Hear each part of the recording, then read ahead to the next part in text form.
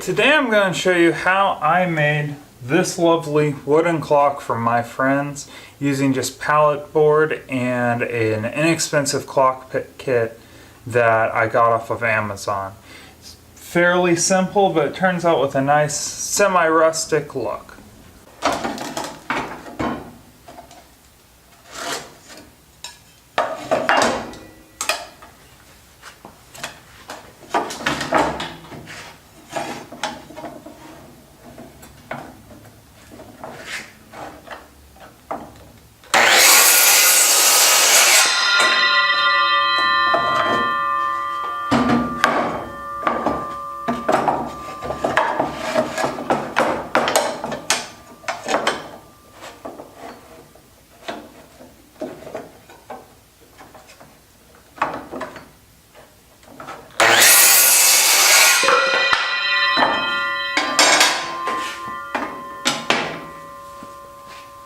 Okay, now that I've measured out, cut that piece, know where my center is, know how the center of this is going to look, roughly the dimensions of how high up it is, how much room there is, how visible is this going to be as it swings around. Now I'm going to try and determine these side wing pieces. And to help me do that and help me kind of figure out where a number's going to be, printed out a clock face. I'm going to find the center, match the center using this nail really quick. And we're going to just start moving the board up along the side, trying to figure out roughly where I want it. Like I said, I'm not going to do much measuring with this. I'm also going to use that long minute hand to kind of also help dictate, okay, is it going to sweep off of everything, which I don't want, or is it going to sweep nicely and kind of keep a uniform idea around it? I'm kind of liking how this is looking right here, where it sweeps up. You still get these pieces out of the way, so they're not interfering with actually viewing the time.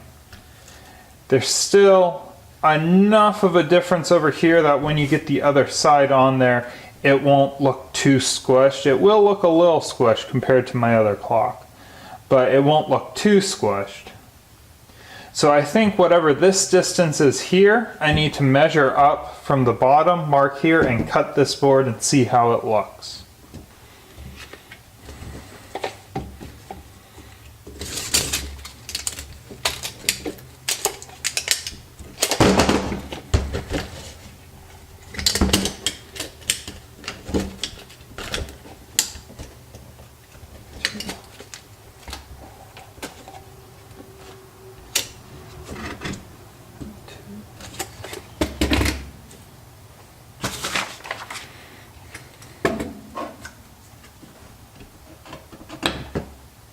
So I went ahead and cut both sides, both of those wings, and now I'm going to see how they kind of look together. If I put it side by side, if I stagger them a little bit, bring one up all the way down.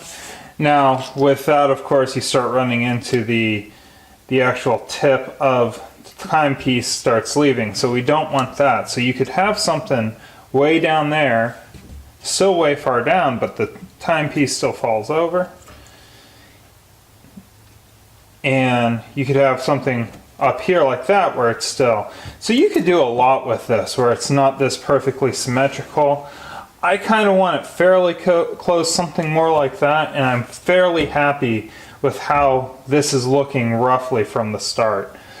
Next we're going to move into how do we start treating these pieces of wood to make the grain pop out, give a nice rich color to them, and make it look more than this dirty wood that kind of was just used for hauling stuff around.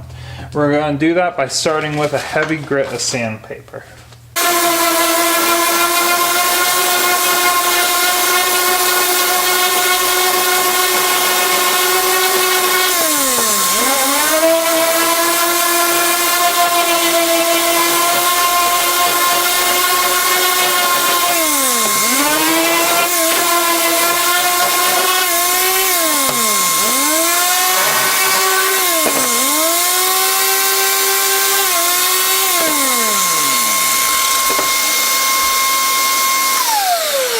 So now we got them all sanded down, and as you can see, that really helps the grain start to come out. Now the next process, and this is where multi-steps are going to come in, we're going to very much increase how much this grain gets pulled out, how much you get to see, how all these little imperfections turn into nice little details added in that kind of show the history of the wood, but also really make a nice presentation of it when it's all said and done.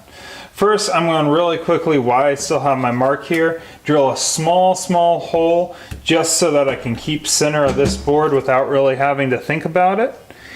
And then we're going to go right in to all the other things I just talked about of bringing this wood grain out. Okay, so how we're going to bring out all this lovely wood grain, it's going to be with fire. So I've got a nice propane torch here I'm going to turn on. And what we're going to do is start at the bottom and work our way up, and we're going to char the outside, the edges, everything. So now you want to make sure you do this in a well-ventilated place. But you can see how it's pulling that out. Now it's getting really dark, and that's okay, because the steps that follow this, as I said, are going to help bring that grain out more and more. So you want to get it all. It's okay if it looks too burnt. And this one's actually burning really nicely. You want to definitely get the edges. That'll help accent in between the pieces once it's all together. As you see the bottom, I'm not doing anything to it because that's going to be right up against the wall. I might run some sandpaper over it really quick, but past that, I'm not going to do anything. And I'm going to kill a spider really quick with a shot of the torch. Now you can see how dry this wood is. This is, anytime you're using pallet wood, what you want to look for is a kiln dry, heat treated wood. And you'll be able to tell because on part of it somewhere it will say HT. You don't want chemically treated because doing stuff like this, you'll start releasing all those chemicals into the air. So this piece is done. I'm going to set it to the side. I'm going to move to the next piece. Same type of thing. Start from the bottom. Now this one's probably going to take a little bit more heat. You can see it's not changing as much. Got to work its way up. Seeing it's really dark right now, really dark. That's completely fine. Because, like I said, this is a multiple step process.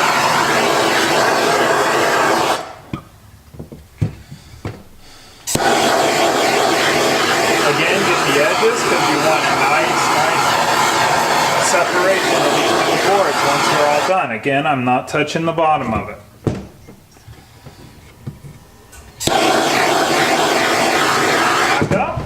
Doesn't want to stay up, that's okay. You gotta be careful, you don't want to burn yourself. If you've got to, you can change a couple of directions. Just make sure you're not hurting yourself with it. Fire is still fire, and this torch is burning really hot. As you can see, it heats this wood up really quick, and that edge is still really hot.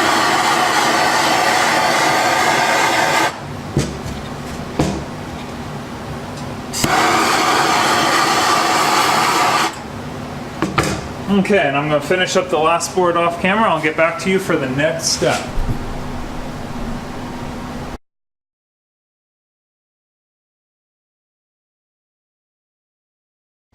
Okay, now that we have all the pieces of wood burned, what we're actually going to do is get the sander back out. And what this is going to do is it starts taking off that layer of burn, and it allows what was basically caramelized to come up through.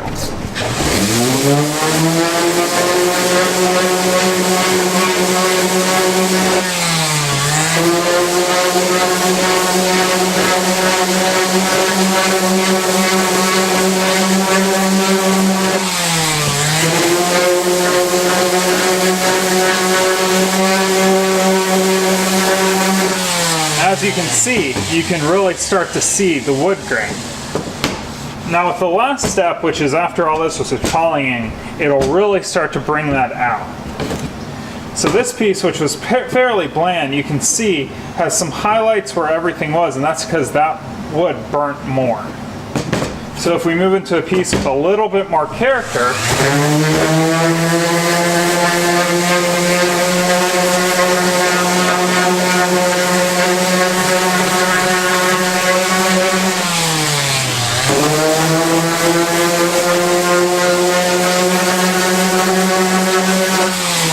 you can see more and more is brought out. Now these are fairly smooth grain. The center piece though, with its real rich grain in it, should pop really nicely. Always say that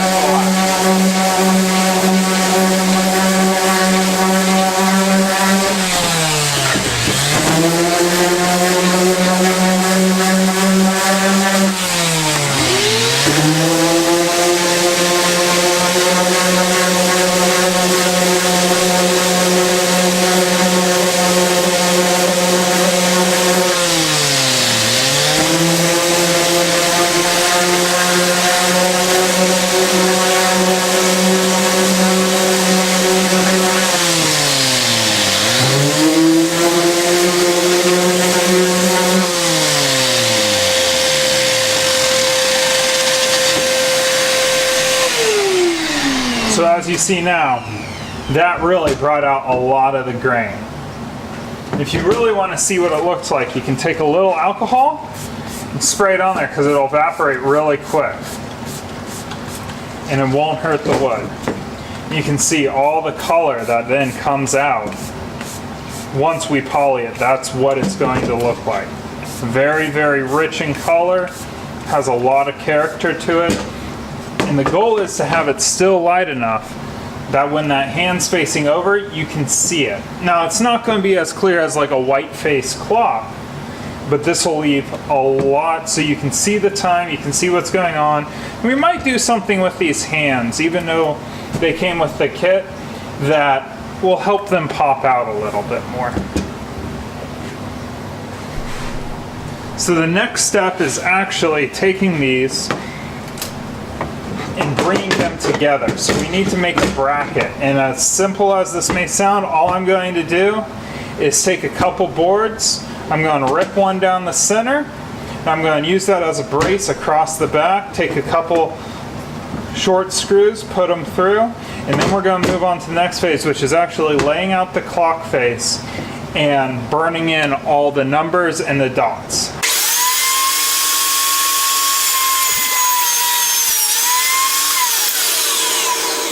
Okay, now we have that all set to the side.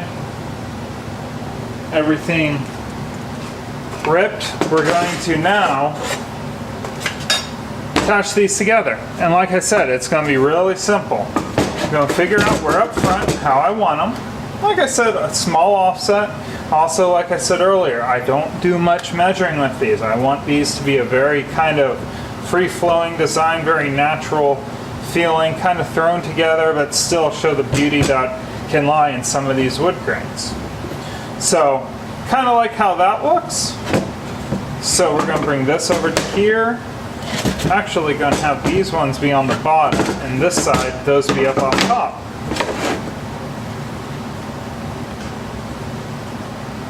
And you can see they don't even fit together greatest. We might actually move that around like that. Yeah, they fit a little bit tighter. You don't want it to be too loose. So there's the center there. I'm going to line up that there. The bottom there. Got some screws over here. Probably only need 6 of them. Switch out the drill head to be a driver head. We're going to start attaching pieces.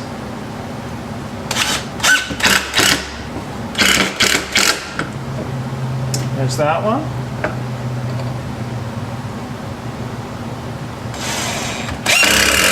There's that one. Nice and secure. Now you gotta be careful, you don't want to go too deep. That was closer than I actually wanted it to be. I'm going to find something really quick to set this up again so I have a good firm backing when I'm pushing down so everything's nice and even.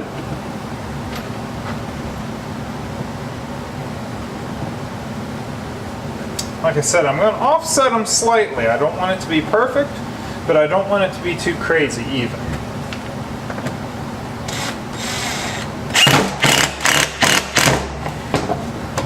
Okay, didn't go through. That's a good sign. We're going to do the other one here.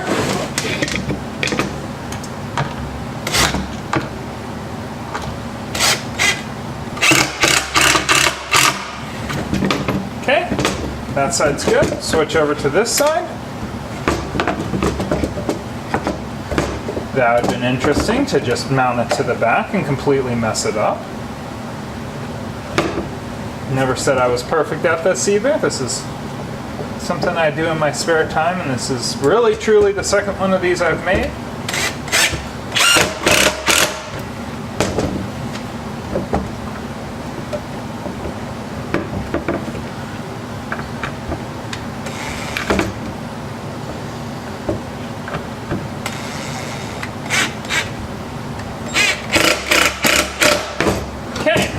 So nothing went through, you have the offset, and that's basically what the clock's going to look like. So next is figuring out how to lay out all the times for the hands. So I'm going to bring that clock face back. I'm going to use what I used before for centering because that's important.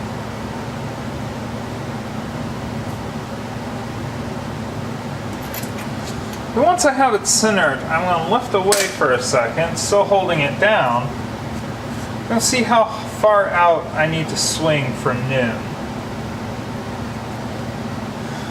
Now, I'm just going to make a little mark.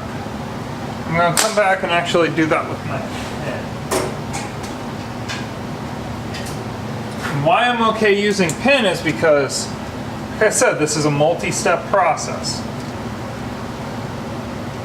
So it doesn't have to have a perfect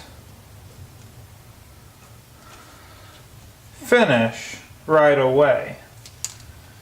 So 6 is going to be down here.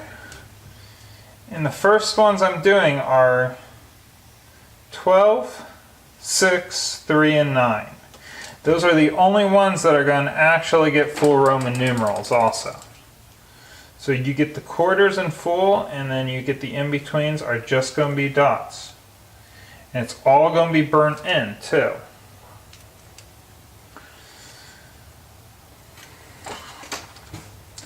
So, now we got that, I'm going to pull this away. Now looking into this, trying to figure out exactly where I'm going to put dots in this.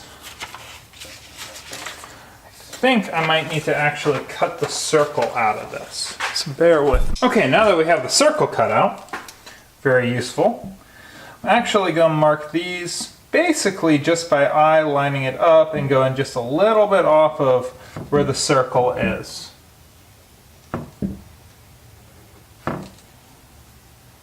Part of the fun is the fact that some of these do get really close to the cracks and aren't perfectly in there. And like it's showing is these are actually going to be more inside than the rest of it. Now, I'm not sure if I actually like that or not.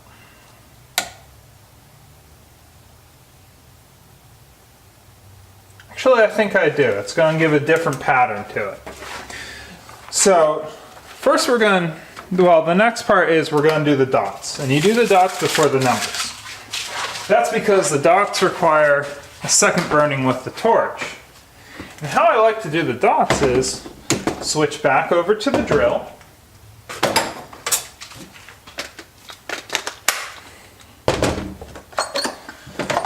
Come in, I get the biggest bit I have, which is a ½ inch? Yeah, ½ inch. That's excluding a step bit that I have for metal.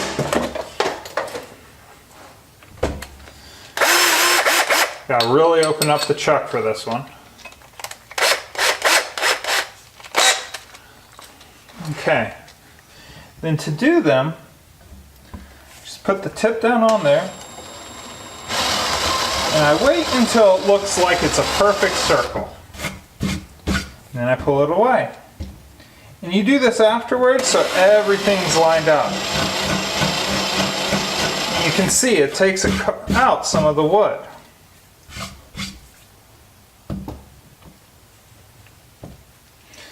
Now these clocks, of course, they're using an inexpensive mechanism.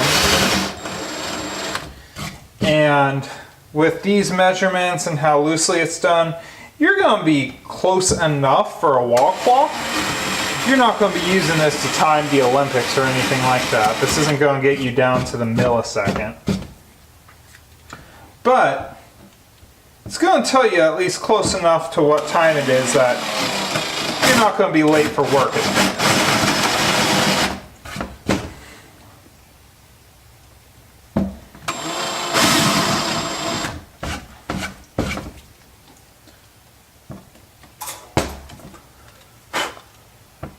Clear that so I can see the point. And I like leaving some of them a little bit more oblong for how the drill bit cuts. There we go. Okay. So now we gotta darken those. I'm gonna do a little bit more, even though it's tearing.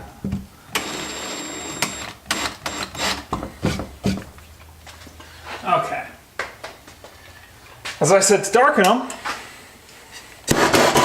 we're going to torch it again.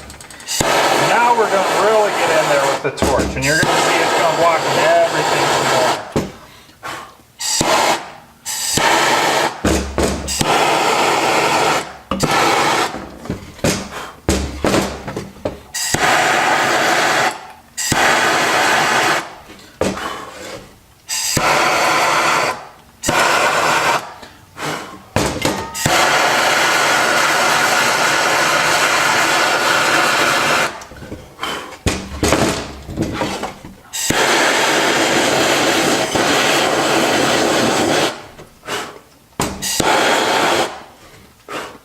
Did I mention do this in a well-ventilated area?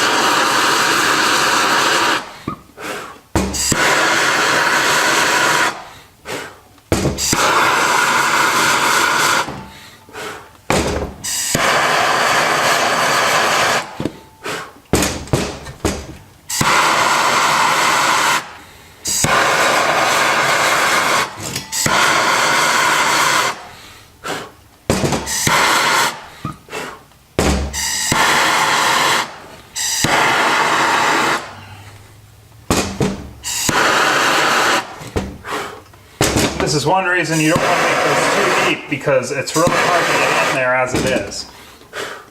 Okay, now all the dark spots are in there.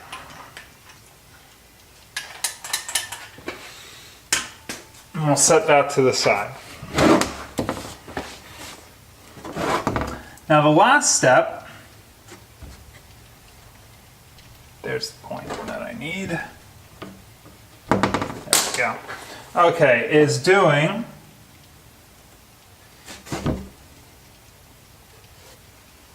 the Roman numerals.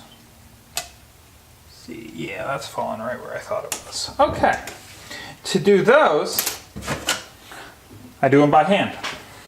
Okay, we've got them all branded in there. You can't see them really well. You can see there's, char pieces here. It's burning there, there, and there. We got all the dots done. We got to make the dots pop back out. How do we do that? How have we made everything pop out in this? We're going to sand it.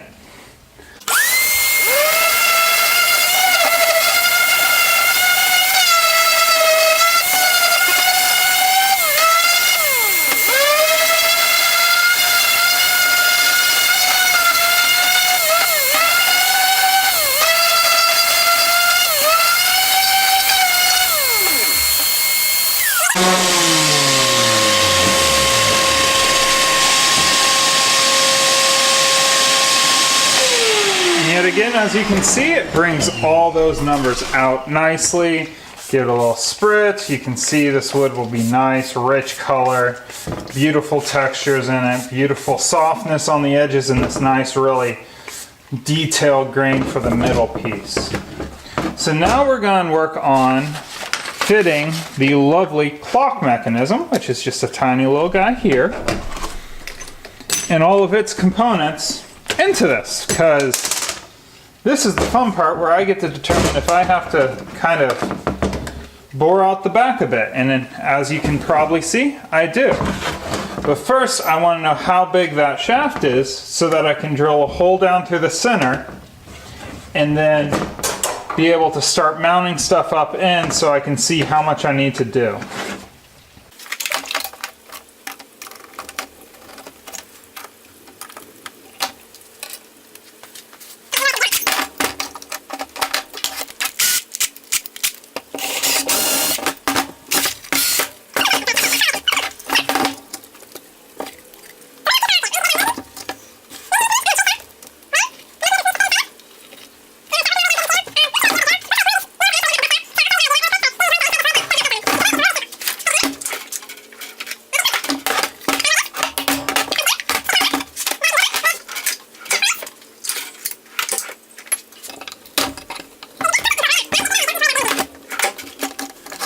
If you are into photography,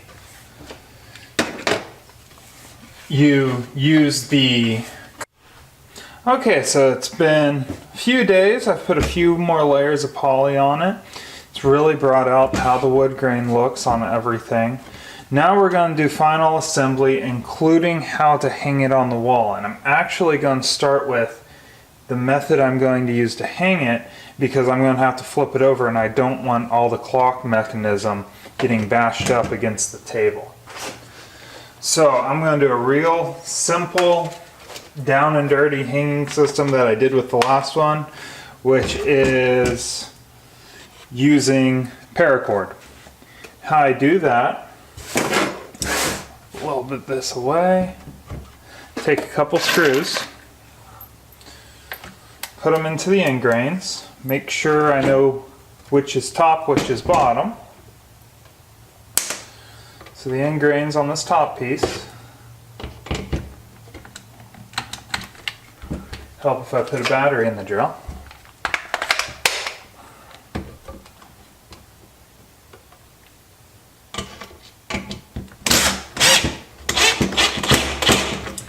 And I leave the end sticking out like that.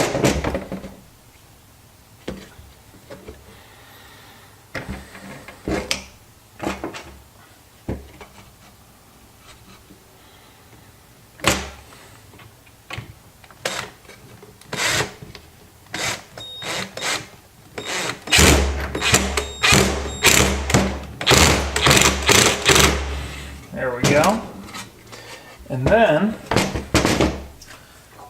for hanging it, all you have to do is untangle your wad of paracord, put a loop in one end,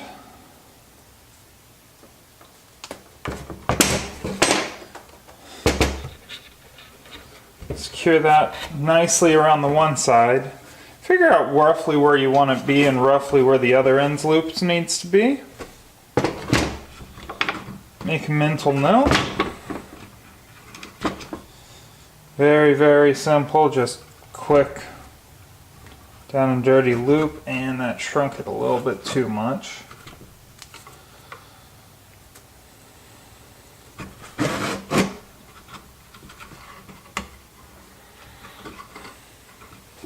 Actually, I'll cut it.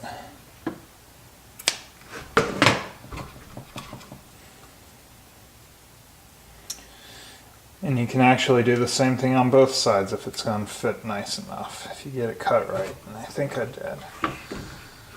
Oh, a little too long.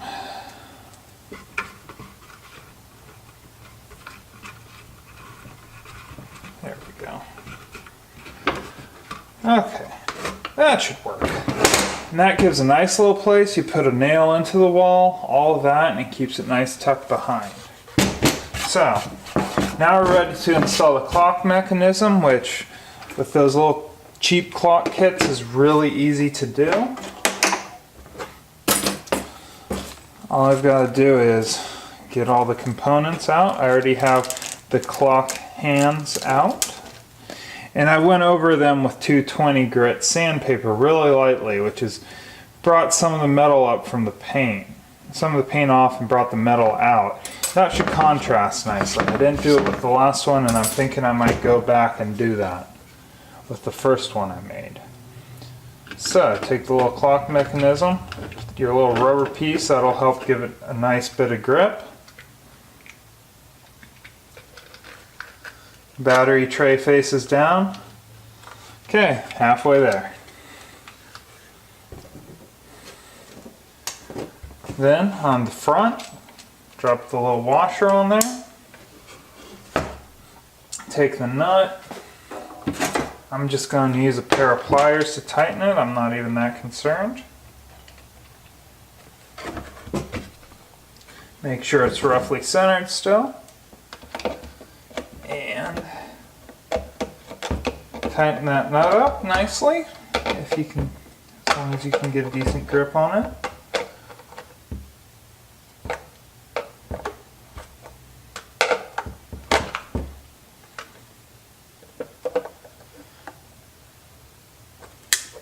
And there you go, the main part of the mechanism is nice firm in place in the back there.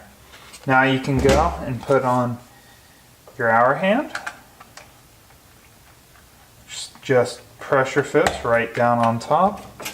Your minute hand.